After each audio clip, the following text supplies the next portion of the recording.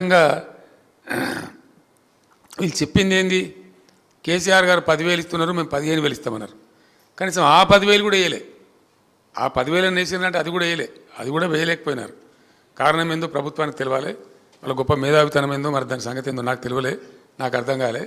కానీ ఇప్పుడు డెఫినెట్గా ప్రజల యొక్క కోపానికి గురికాక తప్పదు. రైట్ను ఇప్పుడు ఈ గంట కూడా నడుస్తున్న చరిత్ర.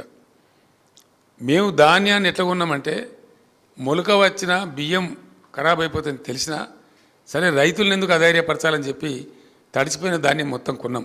ఒక పిడికెడు ధాన్యం కూడా లేకుండా కొన్నాం. కొన్న ధాన్యానికి డబ్బులు కూడా బ్రహ్మాండంగా మినిమం సపోర్ట్ ప్రైస్ ఖచ్చితంగా వాళ్ళకి వచ్చే విధంగా బ్యాంకుల్లో వేసినాం. డైరెక్ట్గా వెళ్ళిపోయి వాళ్ళ బ్యాంకుల్లో పడేది. అది ఒక పెద్ద భయంకరంగా తయారు చేసినారు వీళ్ళు. సివిల్ సప్లైస్ కార్పొరేషన్ ఉంటుంది, దాన్ని ఏం పెద్ద వీళ్ళు బ్రహ్మ పదార్థం చేసేయలేదు, కొత్త కనిపెట్టే అవసరం లేదు.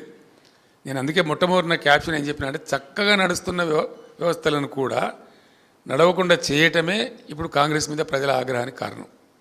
మంచిగా జరిగినటువంటి ప్రజల అనుభవంలో ఉన్నటువంటి ఒక నెల 2 నెలలు కాదు, ఏండ్ల తరబడి ప్రజల అనుభవంలో ఉన్నటువంటి విషయాలు అవి రివర్స్ కావడం, ఇప్పుడు ప్రజలు రివర్స్ కావడానికి కారణమైంది.